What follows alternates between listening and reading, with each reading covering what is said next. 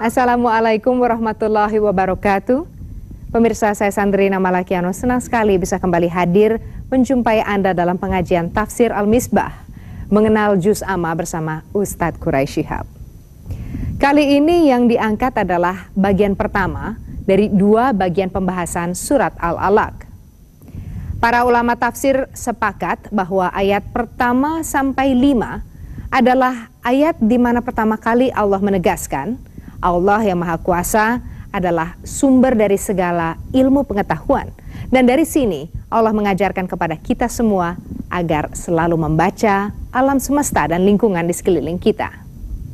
Selain itu disinggung pula mengenai perilaku Nabi Muhammad sesaat sebelum menerima wahyu untuk pertama kalinya. Untuk lebih jelasnya, langsung kami mengajak Anda untuk menyimak uraian dari Ustadz Quraisy. Bismillahirrahmanirrahim. Alhamdulillah, wassalatu wassalamu ala rasulillah, Sayyidina Muhammad wa ala alihi wa ashabihi wa man wala. Alhamdulillah, episode ini kita akan berbicara tentang wahyu pertama yang diterima oleh Rasulullah Sallallahu Alaihi Wasallam. Kita semua tahu bahwa ada 5 ayat pertama yang diterima oleh Rasulullah Sallallahu Alaihi Wasallam. 5 ayat pertama itu terdapat pada awal surah Al-Alaq. Ada juga yang menamainya surah Iqra, karena kata pertama di sana adalah Iqra. Hampir sepakat ulama menyatakan bahwa inilah surah 5 ayat itu yang diterima pertama kali oleh Rasulullah. Memang ada riwayat lain tapi lemah yang menyatakan bahwa wahyu pertama itu adalah Al-Fatihah. Tapi pendapat ini saya katakan lemah. Bahkan kelemahannya tersirat pada kandungan suratul Fatihah itu, yang di sana antara lain ada menyatakan iyyaka na'budu wa iyyaka nasta'in. Hanya kepadamu kami mengabdi. Kata kami itu menunjukkan bahwa waktu itu sudah banyak orang. Oke. Baiklah. Tidak banyak diungkap oleh sejarah bagaimana kehidupan Rasulullah sebelum turunnya wahyu.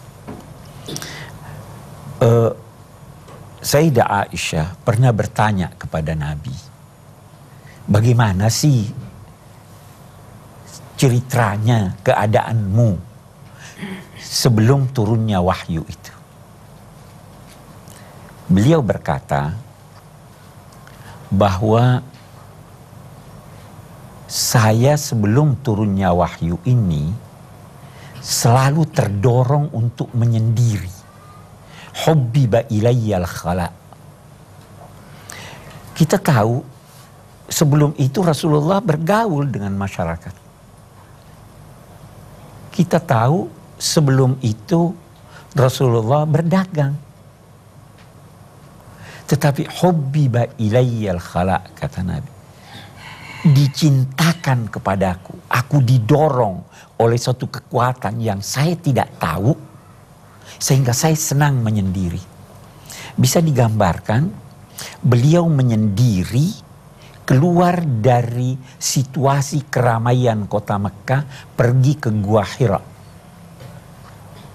Kalau kita lihat sekarang Gua Hira itu sulit mendakinya.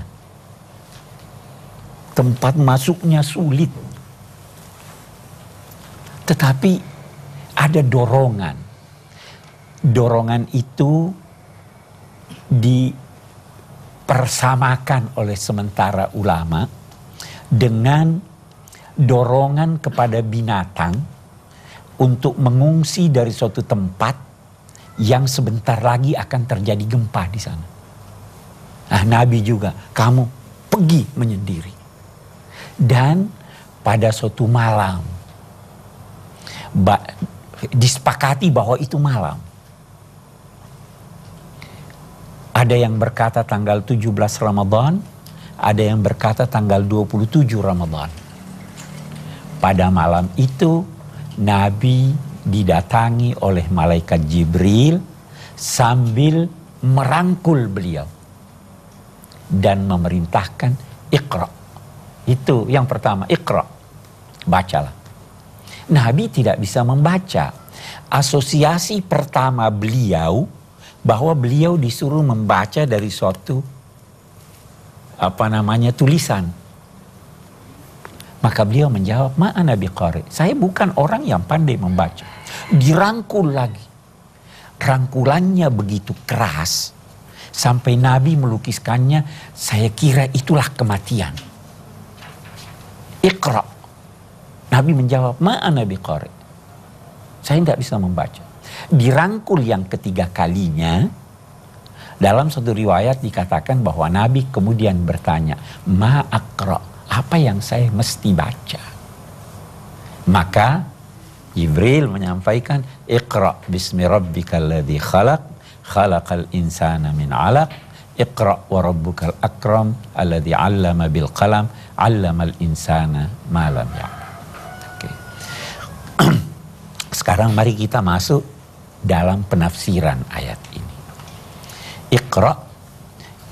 Iqra itu terambil dari kata qara'a yang arti awalnya menghimpun. Menghimpun. Kalau saya ada kata-kata misalnya saya, itu kan S-A-Y-A. Saya himpun itu, bagaimana kalau saya menghimpunnya? Saya itu namanya membaca. Bisa jadi ada dalam benak saya sesuatu yang saya ucapkan ulang, itu namanya membaca. Membaca itu tidak harus dari suatu teks tertulis. Tidak sah salat yang tidak baca Al-Fatihah. Apa kita mesti bawa Quran untuk? Tidak kan? Nah, itu membaca. Asalnya menghimpun. Dari kata menghimpun ini lahir makna-makna yang lain. Meneliti, meneliti, melakukan pengamatan dan lain-lain sebagainya. Syaratnya yang diperintahkan di sini adalah bismi rabbik. Nah, bismi rabbik. Ada yang mengartikan ba di situ sisipan. Sehingga seakan-akan Nabi dinyatakan bacalah nama Tuhanmu. Berzikirlah. Ada lagi yang mengatakan ba di situ berarti menyertakan. Bacalah dan dalam bacaan itu sertakanlah nama Tuhan. Artinya lakukanlah itu dengan menyertakan nama Tuhan. Baca bismillah, ingat Tuhan. Ada lagi yang berkata bismi rabbik itu demi Tuhanmu. Bacalah demi Tuhan. Seakan-akan kita diperintahkan untuk membaca bukan karena ingin mencapai sesuatu, tetapi demi mencapai ridha Allah Subhanahu wa taala. Itu sebabnya dalam pandangan Islam, ilmu bukan buat ilmu, tapi ilmu demi karena Allah. Dan sesuatu yang demi karena Allah itu pastilah membawa kemaslahatan untuk pribadi, untuk keluarga, dan untuk masyarakat. Iqra bismi rabbikal ladzi khalaq. Di surah di awal ayat ini, wahyu pertama ini, Allah memperkenalkan dirinya dengan ciptaannya, alladzi khalaq, yang mencipta, dan memperkenalkan sifatnya, yaitu apa? Al-Akram. Bacalah bismi rabbik, yang mencipta. Tidak disebut apa yang diciptanya. Kalau tidak disebut, berarti segala sesuatu yang tercipta adalah ciptaan Allah. Dan salah satu yang paling hebat dari ciptaannya itu adalah manusia. Karena itu disebutnya lagi khalaqal insana min alaq. Alaq apa artinya? Bisa berarti segumpal darah. Bisa berarti sesuatu yang berdempet di dinding rahim. Itu sperma dan ovum kalau bertemu, dia membelah jadi dua. Dari 2 jadi 4, 4 jadi 8, demikian seterusnya sampai berdempet di dinding rahim. Kalau penafsiran ini kita terima, maka ini adalah isyarat ilmiah dari Al-Quran yang belum diketahui orang pada masa turunnya Al-Quran. Ada lagi kata alaq dalam arti sesuatu yang bergantung, karena memang manusia ini tidak dapat berdiri sendiri.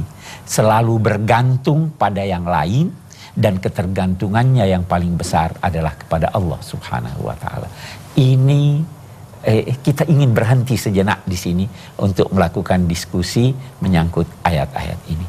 Saya persilahkan yang ingin bertanya atau berkomentar. Assalamualaikum warahmatullahi wabarakatuh. Waalaikumsalam warahmatullahi wabarakatuh.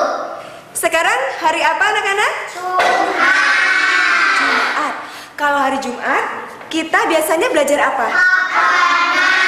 Belajar agama. Nah, sekarang Bu Guru mau tanya sama kalian. Ini apa anak-anak? Kalau yang ini? Kursi. Meja dan kursi ini terbuat dari apa? Kayu. Meja dan kursi ini betul ya, terbuat dari kayu. Siapa sih yang membuatnya? Patukang kayu. Pak tukang kayu. Yang menciptakan Pak tukang kayu siapa ya? Allah ya yang membuatnya. Memang hanya Pak tukang kayu saja ciptaan Allah? Iya, masih ada banyak lagi ya ciptaan Allah. Nah, untuk itu Bu Guru akan mengajak kalian keluar dari kelas untuk kita sama-sama lihat ciptaan Allah yang lainnya. Ya, barisin semuanya. Sini semuanya anak-anak. Ibu mau nunjukin sesuatu sama kalian. Ayo coba semuanya berdiri. Ya semuanya. Ini adalah rumput. Rumput selain berguna untuk tanaman hias, juga ada kan kegunaan lainnya? Ada yang tahu? Saya, Bu, untuk makan sapi, kambing, kerbau, dan kelinci. Wahyu punya kelinci di rumah? Punya. Iya, pinter. Nah, sekarang coba lihat ke atas. Ada apa di atas? Langit. Ada langit, juga ada matahari ya. Nah, langit ini kan sangat terbentang luas. Tidak ada tiangnya, tapi gak pernah roboh ya. Semuanya itu atas izin dan kekuasaan Allah. Nanti dari langit turun hujan. Hujan inilah yang menyirami semua makhluk yang ada di bumi, termasuk rumput ini, juga pohon-pohon ya, sehingga semuanya tumbuh subur. Dan semua ini sekali lagi karena siapa? Ciptaan Allah ya. Pinter nih semuanya anak-anak ibu. Hari ini ibu mau mengajak kalian jalan-jalan ke pabrik dodol. Mau? Mau. Nanti di sana kita semua bisa lihat saudara-saudara kita yang sedang mencari rizki. Mau ya? Mau. Yuk, sekarang di belakang ibu. Ayo naik kereta api. Ayo nyambung ya. Tut, tut, tut. Nah, stop di sini ya. Nah, anak-anak, kita sekarang di sini lihat ibu-ibu sedang bekerja. Mereka bekerja untuk mencari apa, anak-anak? Kalau uangnya sudah terkumpul, dipakai untuk apa? Beli sepatu. Beli sepatu. Ayo beli sepeda. Tas. Iya, betul semuanya. Jadi mereka di sini bekerja untuk mencari rizki yang halal, ya? Pak Sapam kerja untuk apa sih? Ya, untuk mencari rezeki. Untuk beliin susu anaknya ya. Wahyu memang kritis ya. Ya anak-anak, sekarang ibu juga ingin tahu siapa di antara anak-anak di sini yang orang tuanya bekerja? Saya. Tunjukkan tinggi, semuanya bekerja.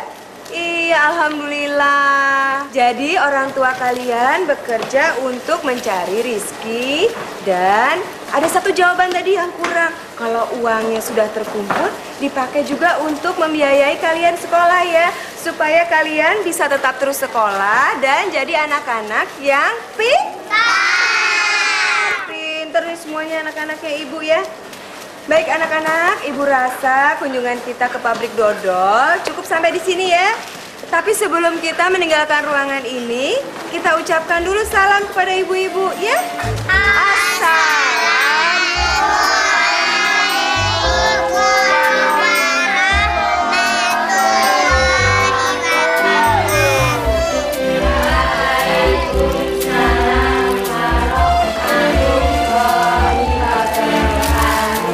Ya, terima kasih ibu-ibu. Ya, terima kasih semuanya. Anda, silakan. Terima kasih. Tayangan tadi menggambarkan bagaimana seorang guru TK memperkenalkan Tuhan melalui pendekatan membaca sesuatu yang ada di sekitarnya. Jika kita kaitkan dengan ayat Iqra bismi rabbikal ladzi khalaq, adakah Iqra itu mempunyai arti luas atau memiliki arti sendiri, makna khusus? Sebab seperti yang kami ketahui, dia memiliki arti luas, bisa berarti membaca ciptaan Allah, membaca situasi, atau membaca lingkungan. Mohon penjelasan Bapak. Ya. Iqra. Tadi saya katakan bahwa ada perintah membaca, menghimpun, meneliti, itu semua makna Iqra. Jadi dari sisi ini dia sangat luas. Dari sisi lain, objeknya tidak disebut. Sesuatu yang tidak disebut objeknya itu bisa berarti umum. Jadi luas. Yang ketiga, menarik untuk kita ketahui bahwa kata qira'ah atau Iqra digunakan oleh Al-Quran untuk bacaan, baik bacaan itu suci maupun tidak suci. Jadi bacaan apa saja. Itu sebabnya kalau Al-Quran dari satu sisi dia katakan utlu ma uhiya ilaika mir rabbik. Jadi bacalah apa yang diwahyukan kepadamu oleh Tuhanmu. Jadi sesuatu yang suci kalau tilawah. Tetapi kalau qira'ah, iqra'il Qur'an, iqra' faqra'u ma tayassara minal Qur'an, bisa juga kitab amalan kita yang berisi kedurhakaan dan lain-lain sebagainya, itu juga diperintahkan untuk dibaca. Iqra' kitabaka. Nah, kalau begitu, perintah membaca ini apa saja Anda boleh baca. Syaratnya hanya satu, Bismi Rabbik. Karena itu, dalam konteks ini, kalau Bismi Rabbik itu pasti membawa kemaslahatan. Nah, kalau demikian, kalau ada bacaan yang tidak menghasilkan kemaslahatan, mulai kemaslahatan bagi pembacanya atau lingkungannya, maka itu bukan Bismi Rabbik. Baca apa saja, baca koran, baca komik, baca ini, asal ada manfaatnya. Nah, yang terakhir yang saya ingin katakan dalam konteks keluasan ini, itu Syekh Abdul Halim Mahmud, pemimpin tertinggi Al-Azhar, berpendapat bahwa sebenarnya Iqra ini contoh. Bacalah demi karena Tuhanmu, tapi bukan hanya baca. Bergeraklah demi karena Tuhanmu. Bekerjalah demi karena Tuhanmu, duduklah demi karena Tuhanmu, marahlah demi karena Tuhanmu. Segala aktivitas hendaknya demi karena Allah, sehingga serupa dia dengan inna salati wa nusuki wa mahyaya wa mamati lillahi rabbil alamin. Jadi sangat luas arti Iqra dan pesan makna Iqra itu. Saya kira jelas ya. Oke. Baik, Bapak. Terima kasih Pak Ustadz. Jadi dikatakan bahwa pada awalnya Rasulullah itu adalah tidak bisa membaca atau dikatakan umi, dan pada saat perintah Iqra juga belum jelas objeknya bentuk apa. Bagaimana untuk selanjutnya? Apakah Rasulullah sudah bisa membaca dalam bentuk tulisannya kita kenal sekarang ini, dan bagaimana dengan proses menulis? Karena kita juga baca kisah-kisah ada komunikasi atau surat menyurat dengan pihak lain. Terima kasih Pak. Syekh Muhammad Abduh berpendapat bahwa Iqra' bismi rabbik bukan perintah yang ditujukan kepada Nabi untuk membaca. Tetapi menurut beliau, Iqra' di situ amr takwini, yakni jadilah kamu bisa membaca. Tapi pendapat ini terus terang saya kurang mantap menerimanya. Karena jauh sesudah turunnya wahyu ini, Rasulullah masih dilukiskan sebagai ummi. Orang yang tidak pandai membaca dan menulis. Nah, pertanyaannya, apakah Rasulullah akhirnya pandai membaca, tulis? Nah, ada yang berkata iya, Ada yang berkata tidak. Nah, saya ingin katakan begini. Dulu alat-alat tulis menulis itu langka. Buku itu hampir tidak ada. Ya toh? Jadi orang sangat mengandalkan hafalan. Karena itu dulu di tengah masyarakat Mekah, orang yang pandai menulis aib. Gak bagus orang pandai. Karena apa? Ingatannya gak kuat. Nah, karena itu kita tidak usah memaksakan diri untuk berkata bahwa Rasulullah tidak pandai membaca itu aib buat beliau. Tidak, justru untuk ukuran ketika itu adalah orang yang sangat hebat. Ya, sekarang ada orang pasang dia punya lemari buku di ruang tamu. Untuk apa itu? Supaya dianggap hebat. Tapi setelah ada CD dan sebagainya itu bisa tidak lagi dianggap demikian. Nah, jadi Rasulullah Shallallahu Alaihi Wasallam tidak harus kita katakan bahwa beliau itu ummi lantas ini. Saya kira itu ya. Masih ada yang ingin bertanya? Silakan Ibu. Apabila kita melihat proses pembentukan bayi tabung, apakah proses itu bertentangan dengan agama kita? Terima kasih, mohon penjelasan. Sekarang begini, Al-Quran sebenarnya menguraikan proses kejadian manusia. Salah satu yang diuraikannya dalam surat Al-Mu'minun itu bahwa nutfah yang bertemu dengan sperma itu ditempatkan fi qararin makin, dalam suatu tempat yang sangat kukuh. Redaksi Al-Quran, dan kalau kita lihat bayi tabung, sebenarnya dilakukan pertemuan di luar, baru sebenarnya juga masuk ke dalam rahim. Jadi proses dari apa yang ditempuh dalam bayi tabung itu sama sekali tidak bertentangan dengan ayat Al-Quran. Karena ayat Al-Quran juga menyatakan bahwa dari pertemuan itu ditempatkan di tempat yang kukuh. Tempat yang kukuh yang dimaksud adalah rahim. Boleh jadi bertemu dulu di luar baru dimasukkan ke dalam. Jadi tidak bertentangan. Dan itu diperbolehkan selama sperma dan ovum itu adalah sperma bapak dan ibu dari hasil perkawinan yang sah. Saya kira jelas Bu ya. Kita lanjutkan ayat kita. Iqra bismi rabbikal ladzi khalaq, khalaqal insana min 'alaq, iqra wa rabbukal akram.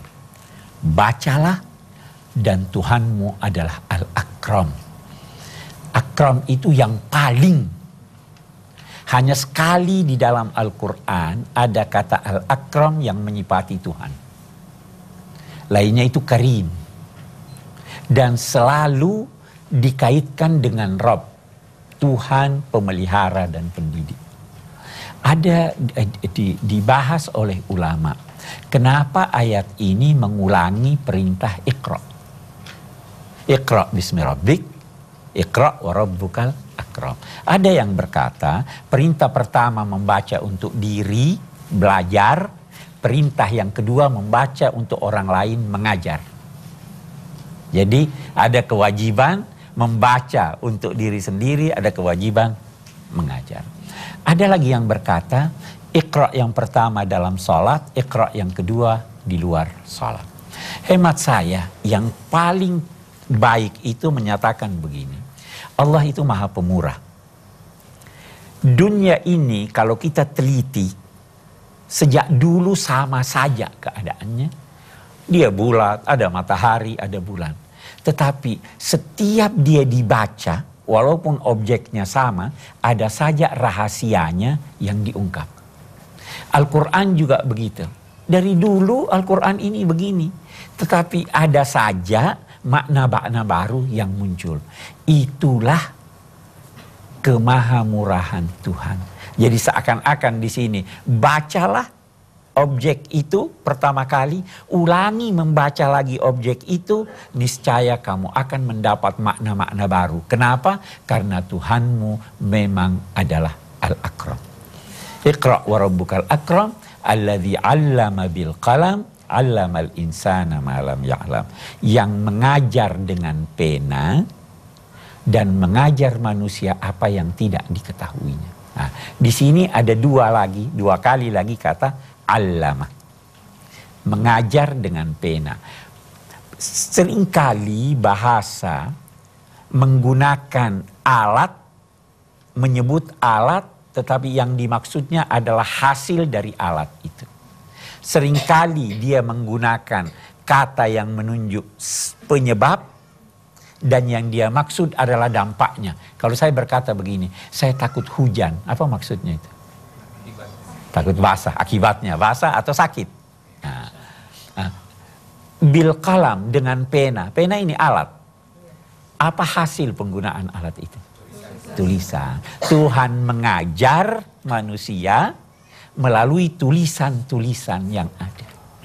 Anda membaca, itu salah satu bentuk pengajaran Tuhan. Nah, terus, 'allama bil qalam, 'allamal insana ma lam ya'lam. Nah, di sini ada lagi pengajaran Tuhan yang tidak melalui alat.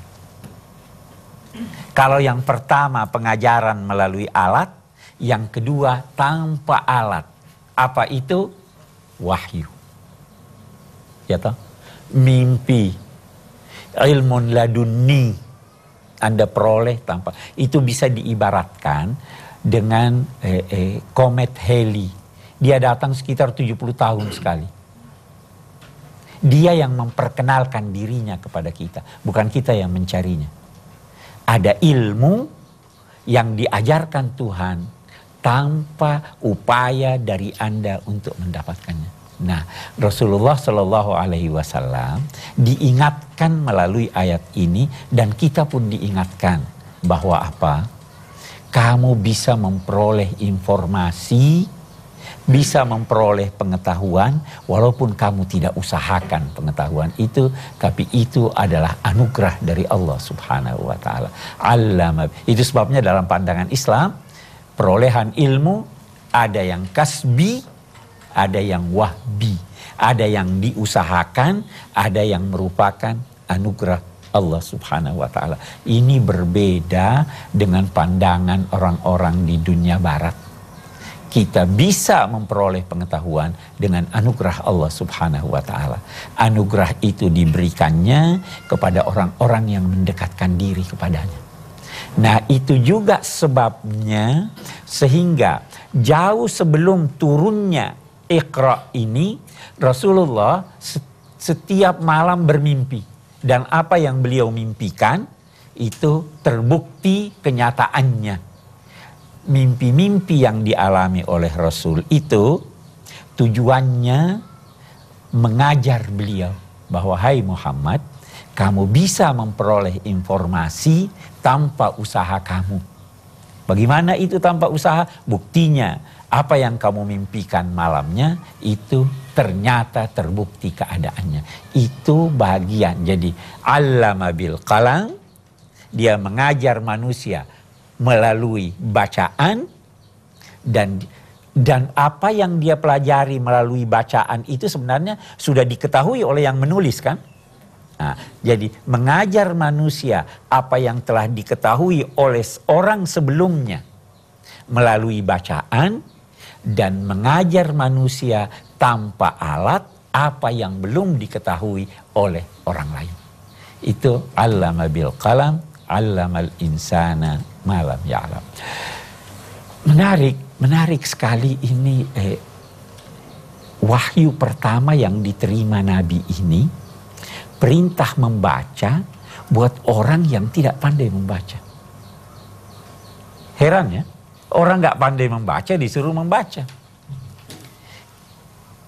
Menarik sekali bahwa bukti kebenaran Nabi ini adalah kitab Al-Quran. Padahal masyarakat itu tidak mengenal kitab, tidak mengenal tulis baca. Apa maknanya itu? Sejak dini Al-Quran mengingatkan bahwa kalau Anda ingin mencapai kebahagiaan dunia dan akhirat, Anda ingin maju di dunia dan berbahagia di akhirat, jalannya adalah membaca. Jalannya ada. Itu sebabnya ada orang yang berkata, ada definisi manusia. Manusia definisinya apa toh? Antara lain binatang cerdas yang menyusui. Ya. Salah satu definisi manusia sekarang ini adalah manusia adalah makhluk yang membaca. Kalau Anda tidak membaca, bisa-bisa Anda tidak dinilai sebagai manusia. Ya. Sejak dini Al-Quran mengingatkan itu. Iqra bismi rabbik. Alladzi khalaq, khalaqal insana min alaq. Iqra wa rabbukal akram. Alladzi 'allama bil qalam. 'Allamal insana ma lam ya'lam. Dan karena itu, seperti apa yang saya katakan tadi, pengulangan kata Iqra itu bertujuan belajar sendiri, mengajar orang lain, mempelajari sesuatu yang boleh jadi sudah pernah Anda baca sebelumnya, tetapi yakinlah bahwa ada wawasan baru yang muncul. Jangan ragu baca Al-Quran, walaupun ayatnya itu juga, pasti ada pandangan baru. Yang terakhir yang menarik dari Iqra ini Iqra terambil dari qara'ah. Anda mau 3 huruf, qaf, ra, hamzah, alif. Yang pertama qaf, yang kedua ra, yang ketiga hamzah. Anda bisa balik-balik, semua punya makna. Qara'ah, aqarra, istaqarra. Kalau dahulukan alifnya. Anda bisa dahulukan alifnya, taruh ra-nya di tengah, ariqah. Tidak bisa tidur. Nah, itu semua ada isyarat-isyaratnya menurut Al-Quran. Orang yang membaca akan mantap hidupnya. Orang yang tidak membaca, itu dia tidak akan tenang, bagaikan orang yang tidak bisa tidur. Orang yang membaca, dia mengetahui jalannya ke tempat dia mantap dan bertempat tinggal. Orang yang tidak membaca itu tidak tahu di mana tempat tinggal yang baik untuknya. Itu jadi tidak serta-merta ya dipilih kata Iqra itu oleh Allah Subhanahu wa taala. Jadi bukan hanya dalam arti membaca, tapi ada isyarat-isyarat yang dalam yang ingin dia mengingatkan kepada kita tentang pentingnya membaca. Suatu masyarakat yang maju hanyalah masyarakat yang membaca. Baik, kita mari diskusikan apa yang kita terangkan menyangkut wahyu yang pertama yang diterima oleh Rasulullah ini. Silahkan yang mau bertanya. Bapak silahkan. Bismillahirrahmanirrahim. Pak Ustadz, sehubungan dengan surat Al-Alaq tersebut diturunkan wahyu yang pertama. Kenapa di susunan di dalam Al-Quran surat tersebut tidak ditempatkan yang pertama? Demikian Pak Ustadz. Memang benar. Al-Quran ini dilukiskan sebagai sesuatu yang telah berada di Lauhil Mahfuz dalam pengetahuan Tuhan. Dia bagaikan, kalau saya beri ilustrasi, dia bagaikan sudah menjadi satu buku di sana. Setiap ada persoalan dibawa di dunia ini muncul, apa yang ada di sana, katakanlah ini halaman 395, itu yang turun dulu. Ada lagi persoalan, turun lagi, mungkin besok turun halaman 487. Nanti setelah selesai semuanya, baru diurut sesuai dengan perurutan lembaran-lembaran ini. Perurutan yang ada di sini tidaklah sesuai dengan perurutan yang ada di Lauhil Mahfuz. Nah, karena itu Al-Quran yang ada sekarang dari segi perurutannya sesuai dengan apa yang ada di sana. Dia turun sesuai dengan kebutuhan yang ada. Nah, walaupun dia turun berbeda-beda, tetapi setelah disusun sesuai dengan susunannya yang ada di Lauhil Mahfuz, itu kita lihat susunannya sangat-sangat serasi. Ini saya akan jelaskan lebih banyak ketika kita berbicara pada episode yang akan datang tentang hubungan antara kalla innal insana la yatgha dengan warabbukal akram.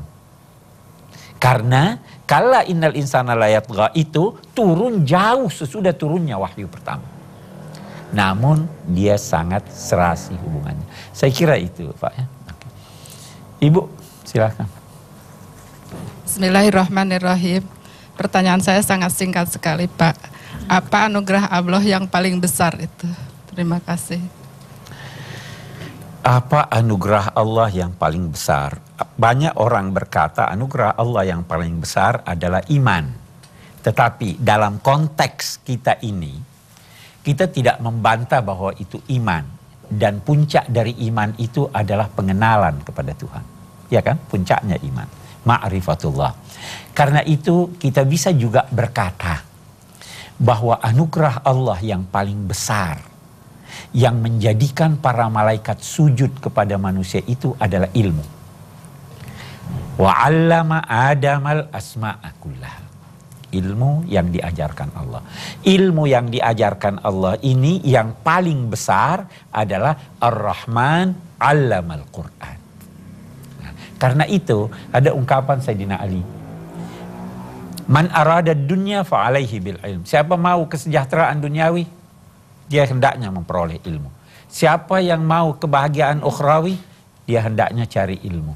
Siapa yang mau keduanya, carilah ilmu. Dan ilmu yang paling tinggi nilainya adalah apa yang diperintahkan Allah, yaitu fa'lam annahu la ilaha illallah.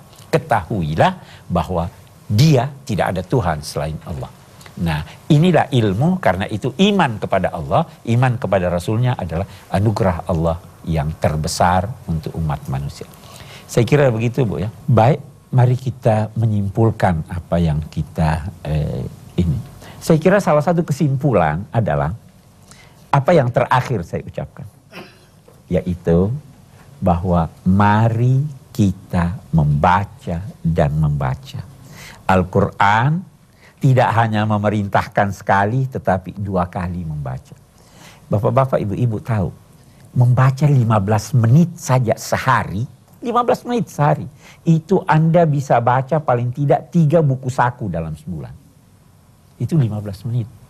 Bagaimana kalau setengah jam? Bagaimana kalau 1 jam? Nah, jadi pesannya yang pertama baca. Dan jangan bosan membaca, walaupun itu Anda sudah baca. Termasuk Al-Quran. Karena Anda akan mendapat kesan baru, memperoleh wawasan baru, karena Allah Maha Pemurah. Kalau tidak begitu, Al-Quran ini tidak akan ditafsirkan kecuali dengan penafsiran orang-orang dulu. Kita punya wawasan baru. Al-Quran itu diibaratkan seperti berlian. Orang melihat dari sini dia memancarkan cahaya. Melihat dari sana cahayanya lain lagi. Anda lihat sekali lagi dari sini lain lagi cahayanya. Nah itu pesan. Iqra bismi rabbikal ladzi khalaq. Yang kedua, Allah memperkenalkan dirinya pertama kali dengan sifat al-akram. Kalau begitu, optimislah terhadap Allah Subhanahu wa ta'ala. Kita seringkali dinyatakan bahwa kita terlalu menonjolkan kemurkaan Tuhan. Optimislah. Tuhan itu Maha Pemurah, Al-Akram. Dia marah kalau Anda tidak minta padanya. Dia memberi lebih dari harapan Anda. Dia kalau menegur, dia tidak menegur dengan kasar, dengan halus dia menegur dalam kehidupan dunia itu. Itu antara lain makna karim. Allah Maha Pemurah. Iqra wa rabbukal akram alladzi 'allama bil qalam 'allamal insana ma lam ya'lam. Manusia semua dilahirkan tanpa memiliki pengetahuan, tetapi dengan anugerah Allah kita dapat memperoleh pengetahuan. Di antara lain dengan banyak membaca sambil membersihkan hati agar mendapatkan anugerah ilahi dari pengetahuannya. Saya kira itu mungkin kesimpulan yang bisa kita ambil dari wahyu yang pertama ini. Wassalamualaikum warahmatullahi wabarakatuh.